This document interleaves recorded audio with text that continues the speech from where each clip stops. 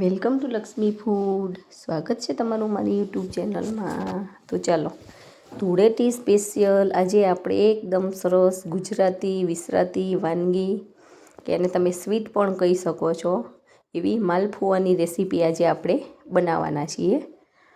તો તમે જોઈ શકો છો એકદમ સરસ સોફ્ટ અને જાળીદાર આપણા માલપુઆ બનીને તૈયાર થાય છે. તો એના માટે શું કરવાનું છે એ હું તમને જણાવી દઉં છું. મારી વિડીયોમાં તમે લાસ્ટ સુધી બન્યા રહેજો અને દરેક ટ્રીપને ફોલો કરજો, જેથી કરીને તમારા માલપુઆ પણ બહુ જ સરસ બનશે. તો ચાલો, એના માટે આપણે અહીંયા સૌથી પહેલાં ગોળ લેવાનું છે. તો તમારા ઘરમાં રહેલી કોઈ પણ એક વાટકીનું માપ તમારે સેટ કરી લેવાનું છે. તો મેં એક વાટકી ભરીને ગોળ લીધેલો છે, એને એક તપેલીની અંદર આપણે એડ કરી દેવાનો છે. અને એક વાટકી ગોળ આવી રીતે મેં વાતરીને લીધેલો છે, એની કતરણ આવી રીતે કરી દેવાની છે એટલે ફટાફટ ઓગળી જાય. જે વાટકીથી ગોળ લીધો છે એ જ વાટકીના માપથી મેં 2 વાટકી પાણી લીધેલું છે. અને આને એકાદ બે કલાક માટે રહેવા દેવાનું છે, જેથી કરીને આપણો ગોળ સરસ ઓગળી જાય. અને જો તમારે ઉતાવળ હોય ને ગોળ ના ઓગળ્યો હોય તો સહેજ ગરમ કરી અને ચમચીથી હલાવીને પણ તમે ગોળને ઓગાળી શકો છો. હવે સરસ ગોળ ઓગળી જાય એટલે બીજા વાસણની અંદર આપણે આ ગોળના પાણીને ગાળી લેવાનું છે, જેથી કરીને કોઈ ગોળનો કચરો હોય તો ઉપર આવી જાય. અને એકદમ સરસ આવું પાણી લઈ લેવાનું છે.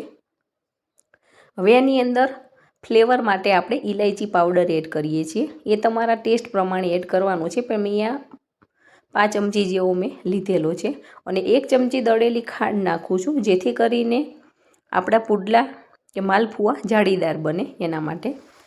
હવે ખાંડને પણ આવી રીતે હલાવી અને સરસ ઓગાળી લેવાની છે. ખાંડ ઓપ્શનલ છે, જો તમને પસંદ હોય તો નાખવાની, નહીં તો એને તમે સ્કીપ પણ કરી શકો છો. ગળપણ માટે આપણે નથી નાખતા, એને જાડી પડે એના માટે જ નાખવામાં આવે છે. અને આવી રીતે મેં વિસ્કરની મદદથી એને સરસ મિક્સ કરી લીધેલું છે. જો આપણી પાસે આવી રીતે વિસ્કર હોય તો ઠીક છે, નહીં તો ચમચાની મદદથી આપણે બેટરને બનાવી લેવાનું છે. તો હવે જે વાટકીથી મેં ગોળ લીધેલો છે એ જ વાટકી ભરીને 2 વાટકી મેં અહીંયા રોટલીનો લોટ લીધેલો છે. હવે આને એક સાઈડેથી આવી રીતે હલાવતા જઈ અને સરસ મિક્સ કરી લેવાનું છે. વિસ્કર હોય તો વિસ્કરની મદદથી બિલકુલ ગાંઠા નથી રહેતા અને આપણું બેટર સરસ તૈયાર થાય છે, એટલે હું વિસ્કરનો ઉપયોગ કરું છું. અને કંઈ જ નહીં તો આપણી દેશી પદ્ધતિથી હાથથી પણ આ બેટર બનાવી શકીએ છીએ. અત્યારે આપણે આ બેટરને થોડુંક ઘટ રાખવાનું છે, જેથી કરીને આપણને આનું મિશ્રણ કરતાં ફાવે અને એમાં ગાંઠા ના રહે એવી રીતે આપણે સરસ રીતે હલાવી શકીએ. જો બહુ પાતળું બેટર હશે તો એના ગાંઠા અંદરથી તૂટશે નહીં, એટલે થોડુંક જાડું રાખવાનું, એટલે બધા જ ગાંઠા આવી રીતે ભાગી જશે. અને સતત એક સાઈડે 5-1 મિનિટ જેવું ચલાવતા રહીશું તો તમે જોઈ શકો છો આપણું બેટર એકદમ સ્મૂથ બનીને તૈયાર થઈ ગયું છે. મને એવું લાગે છે કે થોડુંક જાડું છે, તો મેં અહીંયા 2 થી 3 ચમચી જેવું પાણી એડ કરેલું છે. અને પાણી એડ કર્યા પછી પણ આવી રીતે એક સાઈડેથી આપણે સતત હલાયા કરવાનું છે, જેથી કરીને હવાના કણો અંદર ભરાશે એટલે આપણા સરસ જાળીદાર અને એકદમ પોચા બનશે. તો તમે જોઈ શકો છો, તમે મારી આ દરેક ટ્રીપને ફોલો કરજો, તમારા માલપુઆ સરસ જ બનશે. અને હજી સુધી જો તમે મારી ચેનલને સબસ્ક્રાઈબ નથી કરી તો ફટાફટ સબસ્ક્રાઈબ કરી દેજો અને બેલ આઇકોન દબાવવાનું ના ભૂલતા, જેથી કરીને આવનાર તમામ નવી રેસીપીના વિડીયો ફટાફટ તમારી સુધી પહોંચી જાય. તો આપણે ચમચીની મદદથી આવી રીતે જોઈ લેવાનું છે, આવી રીતે ઇઝીલી પડે એવું બેટર આપણે બનાવવાનું છે. અને આ બેટરને ઢાંકણ ઢાંકી અને કમ્પ્લીટ 1 કલાક માટે રેસ્ટ થવા દેવાનું છે. ફર્મેન્ટેશન થશે તો આપણા પુડલા બહુ સરસ બનશે. અને આપણે જે ચમચાની મદદથી આપણે માલપુઆ પાડવાના છે એ ચમચો લઈ અને આને સરસ 2-1 મિનિટ માટે આવી રીતે એક સાઈડથી હલાવી લેવાનું છે,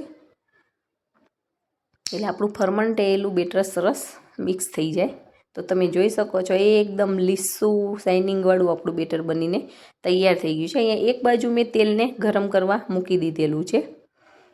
અને તેલ આવું સીસરું વાસણ હોય આપણી જોડે નોનસ્ટિકનું, એની અંદર લેવાનું છે. અને તેલનું પ્રમાણ એકદમ માપનું જ રાખવાનું છે, બહુ વધારે પડતું તેલ નથી લઈ લેવાનું. ને આવું છીછરું વાસણ હશે તો એની અંદર આપણા માલપુઆ સરસ તૈયાર થશે. તેલ આપણું ગરમ થઈ ગયું છે. હવે 1 ચમચો ભરીને મેં બેટરને વચ્ચોવચ્ચ આવી રીતે એડ કરી દીધેલું છે.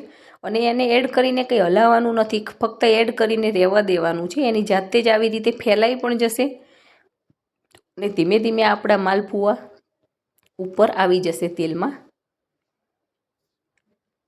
અને નીચેની સાઈડથી થોડુંક ક્રિસ્પી જેવું ના લાગે ત્યાં સુધી આપણે આને કંઈ જ કરવાનું નથી, એમના એમ જ રહેવા દેવાનું છે. ધીમે ધીમે ફૂલાતું જશે અને એની સપાટી નીચેથી છોડતું જશે અને ઉપર આવી જશે આપણો માલપુઓ. તો તમે જોઈ શકો છો એકદમ સપાટીથી છૂટો પડી ગયેલો છે અને સાઈડમાંથી થોડોક ગોલ્ડન બ્રાઉન કલર પણ લાગી રહેલો છે. સાઈડમાં આપણને ગોલ્ડન બ્રાઉન કલર લાગે પછી એક ચીપિયાની મદદથી ધીમે રહીને એને પલટાવી દેવાનો છે, કેમ કે વાસણ છીછરું છે એટલે એના તેલના છાંટા આપણા ઉપર ઉડી શકે છે. અને આને ઝારાના મદદથી ક્યારેય નહીં પલટાવવાનું, ચીપિયાના મદદથી ધીમે રહીને પલટાવવાનું છે. હવે નીચેની સાઈડેથી પણ આપણને લાગે કે સાઈડની કિનારી થોડીક ક્રિસ્પી થવા માંડે અને ગોલ્ડન બ્રાઉન કલર થાય એટલે સમજી લેવાનું કે પાછળથી સરસ તળાઈ ગયું હોય. તો એને પાછું હજી આપણે એક વખત ઉલટાવી અને બંને ભાગને આવા ગોલ્ડન બ્રાઉન કલરના થવા દેવાના છે.